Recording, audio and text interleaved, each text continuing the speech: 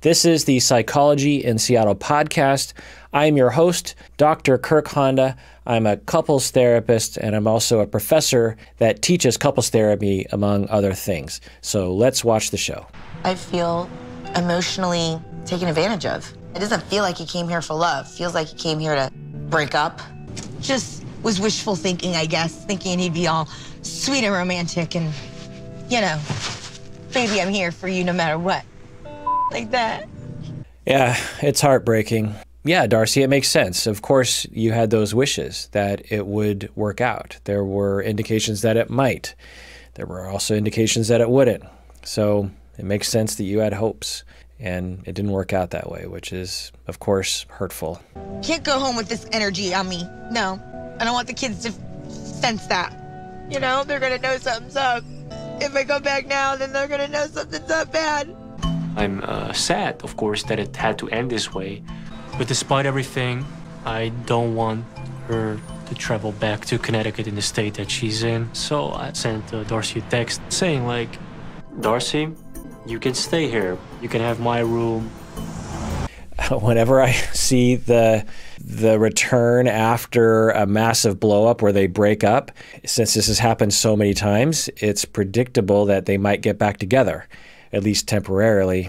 I think a lot of us viewers would cringe at such a possibility, given the highly likely result being more pain for the two of them. Are you okay? I can like, help you get upstairs. Too late to travel right now. I know, I'm shot right now, so and that's why I'm saying to you right now, you can use my room, and here, I got the key already. I can help you get your bags upstairs. So it's hard to know what's going on in either of their minds, particularly Jesse's, but it's possible that Jesse feels guilty or affection of some sort for Darcey, and he is wanting to help her. Instead of apologizing and being a nice person, he is using a gesture of offering his hotel room, which I'm guessing isn't enough for Darcey to warm up and, you know, feel good about the situation. But I also wonder about Darcey because of, you know, listen to all the previous episodes where I talk about my hypotheses about these two. For Darcey, given her potential extreme negative association with being alone, she might also use this opportunity to say, oh, well, maybe there's some hope here. He's offering me his hotel. Maybe there's a chance that there is a chance for our relationship. So we'll see what happens here. Because I don't want to argue. I don't want to fight. I just want to, like... That's why I walked away. Anyway. I'm bringing your bags upstairs and, all right? Just out of love. So he's at least saying that he is offering this room out of love, which is a step in the right direction. Another thing he could say is, I'm sorry for all the crap I've put you through. I have lots of issues, and I'm sorry that I exposed you to those issues, and I'm sorry that I hurt you. And, you know, that would be a nice thing to say too, but I doubt that he even has access to those realities. I'm guessing deep down he does have those connections, but he might not be connected to those connections, if that makes sense. He's trying to control mostly everything in our relationship, but he's not going to control this breakup. I need to stand up for myself, and I want closure. I just want closure and be done. Probably a healthy choice. It's probably a functional choice. I do question the narrative of control. One could absolutely label his behavior as controlling, but underneath the control is insecurity. It's hard to detect that insecurity, but I've treated domestic violence perpetrators, intimate partner violence perpetrators, and I'm here to tell you that universally they are insecure deep down. Now, very rarely there'll be sadistic psychopaths like the Ted Bundys of the world, but almost always there's a high level of insecurity that they're covering up through this behavior. And that would be the underlying narrative that I would have. Now, obviously, Darcey is free to have whatever narrative she wants to have, but that's the way I would describe it, if that makes sense. It was a really bad day. That was a really awful day. Last night, I don't think either of us wanted to be alone. He called and he wanted to come to the room and check on me and see how I was. Didn't knock, just came in. You know, I was quiet, I was sitting in the chair. And, you know, we got intimate. You know, I kind of had that vibe, like makeup sex maybe. You know, I wasn't really sure how to gauge it. Okay, they had makeup sex or breakup sex? How did she call it? Did she call it makeup sex or breakup sex? So some people might say, ew, like you shouldn't do that. He was such a meanie and you broke up. Now, it's her life. She can make her own choice, and it's hard to know what is the best option here. Breakups are messy. Sometimes people will have sex or other kinds of contact post-breakup, and there might be a little bit of a back and forth at times. If you've ever been through a very meaningful breakup, there are almost always blurred lines there. Now, we don't want to do anything that's going to hurt anyone, like if you start another relationship and you're committed, you don't want to go back to your previous ex and cheat on your current relationship, because that's going to harm your current relationship. If you're not in a polyamorous relationship, you don't have an agreement. Anyway, the point is that there's a lot of nuances, a lot of exceptions, but I will say that one of the things that I've learned in working with clients and people and having them tell me exactly what is happening, it's almost universal that life is messy. And it's very rarely clean the way that most people are intending it to be, or most people hope it to be. But then I wonder, are they back together again? Because it wouldn't be inconceivable that they're back together again, given their patterns. Kind of cuddled and did it again. But I don't think we should have done what we did.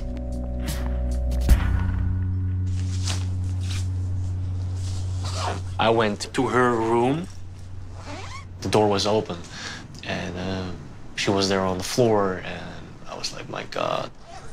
I was like, are you okay? Are you okay? So this follows the pattern that the two of them have been in, where she's trying to make their relationship work. She's really leaning in. She's really pursuing. Something goes slightly askew. He pounces. He has what I would call a very childish tantrum reaction, not because he's a jerk face, but because I think he has a lot of traumas that we don't know about. And he goes to a very dark place, I think, very quickly. He's triggered by his own issues. I certainly can't diagnose that, but it's possible. Who knows? Speculation. So she's pursuing. He's allowing her to pursue him. Something triggers him. He gets angry. She gets hurt. She gets angry. They have an explosive reactivity to each other. She crumbles into sadness and despair. He returns and then is nice to her, and then the whole cycle starts all over again. For some people, they would identify this as the domestic violence or intimate partner violence cycle. You could certainly apply that there. Another cycle would just be that it's just one of the cycles available to relationships, and we don't necessarily have to frame it in the intimate partner violence cycle. Having said that, one could easily make a case that he is verbally and emotionally abusive to her, but some other people might have differing opinions, and people are allowed to make up their own minds about that. I wonder how Darcey feels about that. She's the one who deserves to define that for us. So are they back into the cycle again? Or did they really break up? It sounds like for Darcey, she's like, okay, we had sex and we made up, but I don't think we should have, and maybe the relationship should be over. Who knows? Let's see what happens. I actually, given what happened, I would put money on them being back together come the next episode. I was like, I'm dying. I can't live without you. I have feelings too. So when I see her laying on the ground, I'm like, man, this girl's hurt. This girl needs, help. This girl needs support.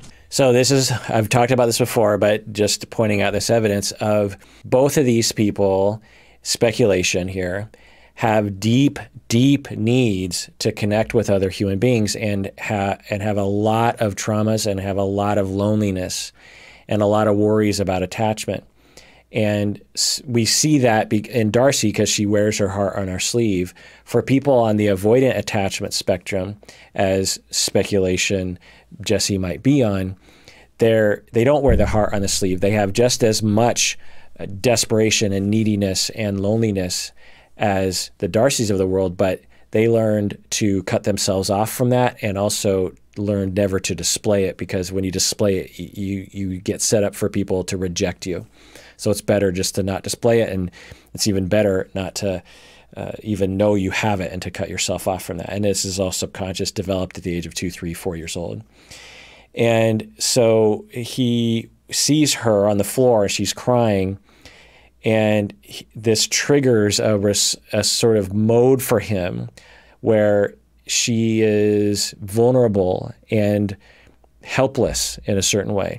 And he can take care of her, and that satisfies his model for what, not therapy, but for what love can look like. Who knows where he comes from, but I'm guessing that love in his past had that dynamic to it where someone is falling apart and another person is taking care.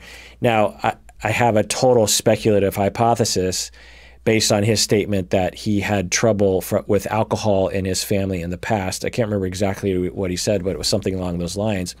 Total speculation, hypothesis, is that someone in his family, maybe one of his parents, suffered from drinking a lot of alcohol and would crumble, and then he would take care of them. And so that or someone else in his family took care of, and Jesse watched that dynamic happen. And so that's what love is to him. That might have been one of the few times in his life when he actually saw people loving each other, was when someone was crumbling and another person was taking care. And that is one of the modes that's very comfortable to him. It's a way for him to get his needs met, because he has a tremendous amount of attachment needs, just like anyone else does. And so when she crumbles, it triggers in him this response of like, oh, okay, well, now we can kind of both get our needs met, but particularly me, of attachment, because I know how to do this. I know how to take care, because it also fits into my defensive structure of narcissism, the veil of narcissism covering up the tremendous, sea of shame and worthlessness and emptiness. Because when you're taking care of someone, you're superior. And it's almost, you can get both needs met. You can uphold your defensive structure of superiority while getting your attachment needs, because the other person is crumbling. It also upholds what I've been talking in the past, this overfunctioner, underfunctioner thing that Bowen identified. Systems tend to, relationship systems tend to gravitate towards certain configurations that fit well for sustainability. And these two have basically what I can identify as 3 different modes. One mode is pursuer distancer, where she's, really trying to please him, and he's allowing himself to be pleased, but he's kind of standoffish. At least that's my observation.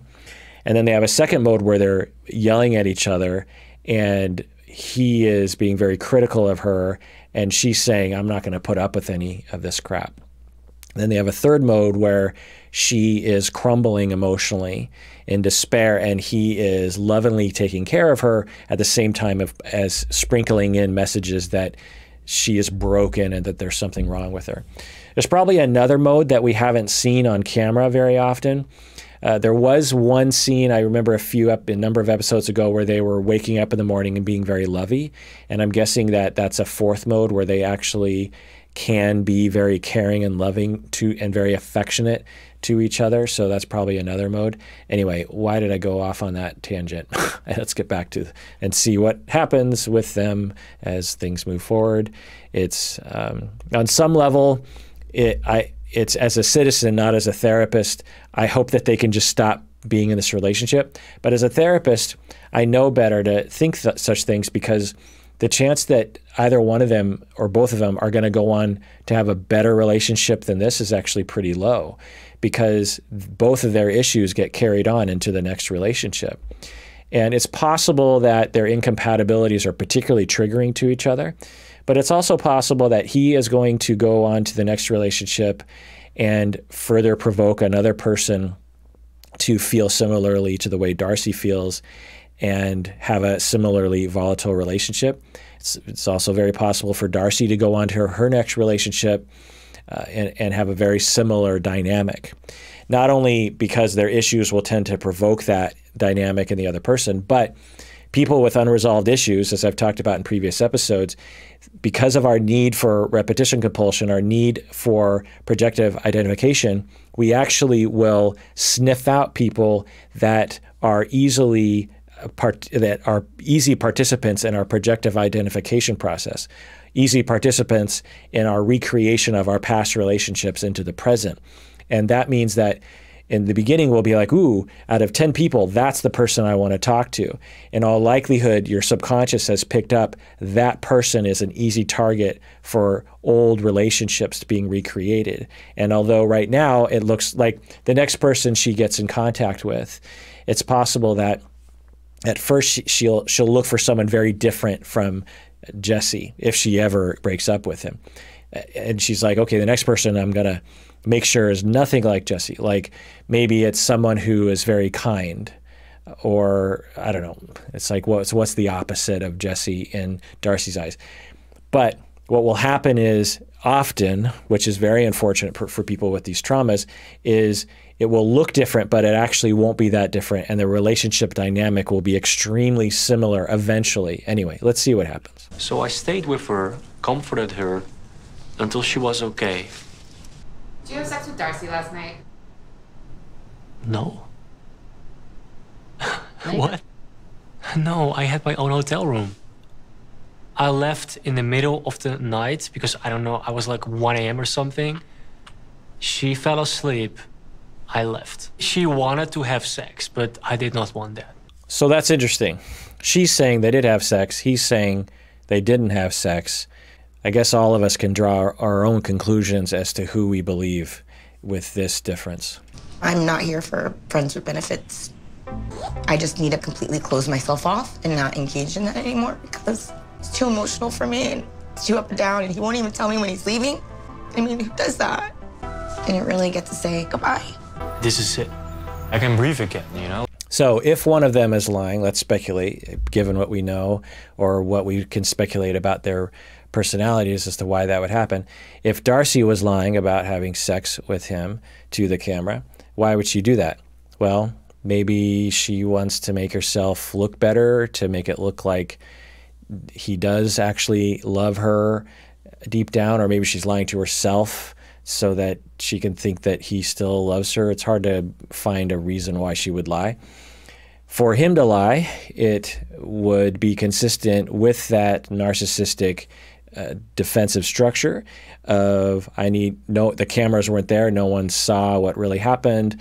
I don't want to seem like the sort of guy who breaks up with someone and then has sex with them later on. There's a couple of reasons why that would be. One is he doesn't want to come across like the sort of person who would have a messy breakup, or he doesn't want to be the sort of person who comes across as someone who would use someone sexually. It's also possible that he wouldn't want to come across as someone who's vulnerable, who has needs on the inside. And to have had sex with her last night, he might think it's admitting that he has emotional needs. And remember, when we are neglected consistently growing up, we learn that we cannot expose our vulnerabilities to other people for fear of being rejected. And then it's easier if we don't even acknowledge our needs and we cover them up with a narrative of superiority and independence and a lack of needing other people, a lack of dependency on other people, and that might provoke a lie. It's obviously just speculation, hard to know. I feel such a relief that it's just overwhelming. I really, wanted to try something new and just feel love. But throughout all that, throughout all the ups and downs, you learn and you grow from it. Amen, Darcey. You learn and you grow from it. And I worry that you might not really grow from it unless you go to therapy with a therapist that understands the sort of things that need to be understood in order to really help you to heal from the traumas of your past so that you don't recreate them. Yes, learn and grow, 100%. And sometimes our traumas are so deep and are so hidden to us because of our defense mechanisms that it requires therapy to really help to get to know that, to have the space to do that, to learn things, and to have corrective experiences that can heal us from the past. Can't break my heart anymore, Jesse. It's done. All right, well, that does it for that episode of 90 Day Fiancé. I don't think I got to any of my caveats and my disclaimers. As always, I can't diagnose from afar. The only reason why I do this is because I want you to learn about psychology and about relationship dynamics. I have no idea what's presented in this show, if it's accurate, and so I am purely speculating based on the very little data that we're getting. If I was to meet these people in reality, I'd probably have a completely different idea of who these people were. Also, know that this is not a substitute for therapy, that you should never use YouTube or podcasts for therapy. You should get your own therapist. You deserve a therapist. Also, become a patron on patreon.com. Subscribe and hit the bell below and comment below. Let us know what you think. It's good to be a part of the conversation. And please take care of yourself because you deserve it. You really, really do.